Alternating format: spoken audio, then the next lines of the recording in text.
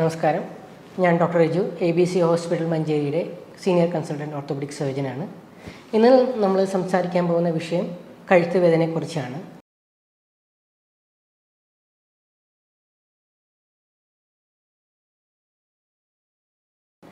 നമുക്കറിയാം, വളരെ കോമൺ ആയിട്ട് കാണുന്ന ഒരു രോഗലക്ഷണമാണ് കഴുത്ത് വേദന.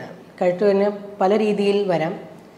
അതിൽ നമ്മൾ സാധാരണയായിട്ട് കാണുന്ന രോഗമാണ് സർവൈക്കൽ സ്പോണ്ടിലൈറ്റിസ്, അതായത് പെടലിയിലെ തേയ്മാനം.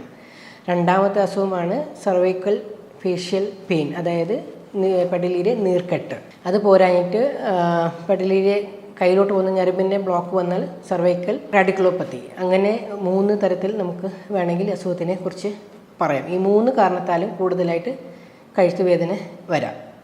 അപ്പോൾ ഇന്ന് നമ്മൾ സംസാരിക്കാൻ പോകുന്നത് തേയ്മാനത്തെക്കുറിച്ചാണ്. എന്തുകൊണ്ടാണ് നമ്മൾ ഈ പെടലിക്ക് തേയ്മാനം സംഭവിക്കുന്നത്? തേയ്മാനം ഇപ്പോൾ പ്രായമായ ആൾക്കാർക്ക് മാത്രമല്ല, ചെറുപ്പക്കാർക്ക് വരെ ഇത് ഒത്തിരി അധികം കാണുന്നുണ്ട്. നമ്മൾ ഈ മാറിയ ജീവിത സാഹചര്യത്തിൽ, അതായത് നമ്മൾ ഇരിക്കുന്ന പോസ്ചർ കറക്റ്റ് അല്ലെങ്കിൽ ഒരേ പൊസിഷനിൽ നമ്മളിപ്പോൾ കമ്പ്യൂട്ടർ യൂസ് ചെയ്യുന്ന ആൾക്കാരാണെങ്കിൽ, അല്ലെങ്കിൽ എന്തെങ്കിലും ഒത്തിരി നേരം ഇരുന്ന് എഴുതുന്ന ആൾക്കാർ, അല്ലെങ്കിൽ ഒത്തിരി നേരം ഇരുന്ന് TVയോ സ്ക്രീനോ കാണുന്ന ആൾക്കാർ, പിന്നെ അതേപോലെ ഒരുപാട് നേരം കുനിഞ്ഞു നിന്ന് ജോലി ചെയ്യുന്ന ആൾക്കാർ, ഇത് എല്ലാവർക്കും ഈ അസുഖം സാധാരണമായിട്ട് ചെറു പ്രായത്തിൽ പോലും കാണാറുണ്ട്. അപ്പോൾ എങ്ങനെയാണ് നമ്മളിത് മനസ്സിലാക്കുക?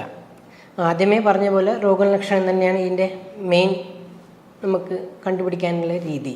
അതായത് ആൾക്കാർക്ക് ഒരു കഴുത്തിൽ ഒരു കഴുപ്പ് വേദന, നമ്മൾ സാധാരണ ചെയ്യുന്ന ജോലികൾ ചെയ്യാൻ പറ്റായിക, എന്തെങ്കിലും കാര്യം കൈവച്ച് എടുക്കുമ്പോഴത്തേക്ക് കഴുപ്പ് വേദന, അല്ലെങ്കിൽ കയ്യിൽ നിന്ന് താഴെ പോകുന്ന പോലത്തെ ഒരു ഫീലിംഗ്, ഇതൊക്കെയാണ് സാധാരണ അതിലൊരു സ്പോണ്ടിലൈറ്റിസിൻ്റെ നമ്മൾ ഒരു രോഗലക്ഷണം എന്ന് പറയാം. ഒരു ഡോക്ടറെ കാണുമ്പോൾ സാധാരണ നമ്മൾ ആദ്യമേ പറയുക കഴുത്തിൻ്റെ ഒരു എക്സ്റേ എടുക്കാനാണ് പറയുക.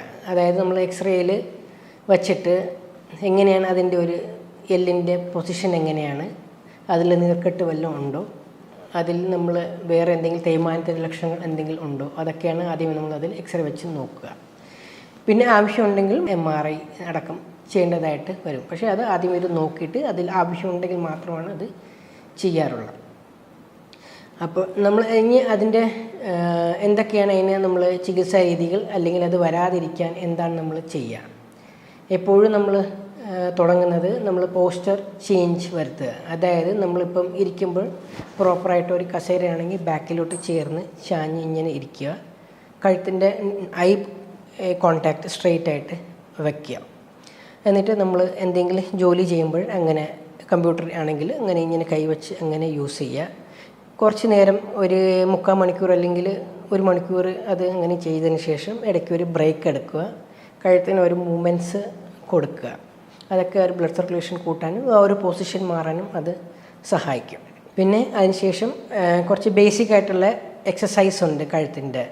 അത് നമ്മൾ തന്നെ ചെയ്യാൻ പറ്റുന്നതാണ്, അല്ലെങ്കിൽ തന്നെ ചെയ്യാൻ പറ്റുന്ന ഒരു ഫിസിയോൻ്റെ സഹായത്തോടെ ചെയ്യാൻ പറ്റുന്നതാണ്. സിമ്പിളായിട്ടുള്ള, വളരെ സിമ്പിളായിട്ടുള്ള കുറച്ച് എക്സസൈസാണ്. അതായത് നമ്മളൊരു പോസ്ചറിൽ സ്ട്രെയിറ്റ് ആയിട്ട് ഇരിക്കുക,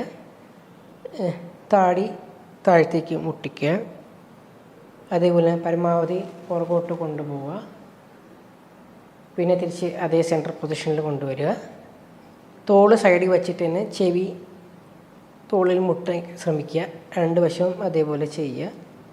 പിന്നെ റൊട്ടേഷൻസ്, കഴുത്ത് ഇടതും വലതും ഒരു അരമണിക്കൂറിൽ ഒരു 4-5 തവണ ഈ ചെയ്താൽ വളരെ ഗുണം ചെയ്യും വേദനയ്ക്ക് വേണ്ടി.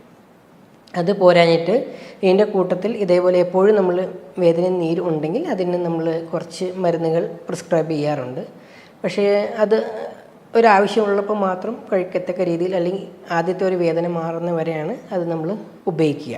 അപ്പം ബേസിക്കായിട്ടുള്ള, പിന്നെ അതേപോലെ എല്ലിന് നമ്മൾ കട്ടിക്കുറവോ അല്ലെങ്കിൽ തേയ്മാനമോ ഉണ്ടെങ്കിൽ അതിൻ്റെതായിട്ടുള്ള കാൽഷ്യം കൂടുതൽ കിട്ടുന്ന ആഹാരങ്ങൾ എടുക്കുന്നതായിരിക്കും. മരുന്ന് ആദ്യമേ തുടങ്ങുന്നതിന് മുമ്പ് നമുക്ക് ആഹാരത്തിൽ കൂടെ കിട്ടുന്നതായിരിക്കും കുറച്ചുകൂടെ ബെറ്റർ. അപ്പം കാൽസ്യം കൂടുതലുള്ള ആഹാരം നമ്മൾ ഡെയിലി ഫുഡിൽ ചേർക്കുക. അതായത് പാല്, വെജിറ്റേറിയൻ ആണെങ്കിൽ പാല്, നോൺ വെജിറ്റേറിയൻ ആണെങ്കിൽ മുട്ടയുടെ വെള്ള, ചെറിയ മത്സ്യങ്ങൾ, മുട്ടയുടെ വെള്ള, അതൊക്കെ കൂടുതലായിട്ട് ഉപയോഗിച്ചാൽ എല്ലിന് ബലം വയ്ക്കാൻ അത് സഹായിക്കും. അപ്പോൾ ഇന്ന കാര്യങ്ങൾ ചെയ്തു നോക്കുമ്പം ഒരുപാട് പേർക്ക് അത് നല്ല ഇമ്പ്രൂവ്മെൻറ്റ് കാണാറുണ്ട്. അപ്പം ഒന്നും കൂടി പറയുകയാണെങ്കിൽ നമ്മൾക്ക് ഒരു കഴുത്ത് വേദനയുള്ള ആൾക്കാർ ആദ്യമേ ഈ പറഞ്ഞ രീതിയിലുള്ള പോസ്റ്റർ കറക്റ്റ് ചെയ്യുക, പറഞ്ഞ എക്സസൈസ് ചെയ്യാൻ ശ്രമിക്കുക.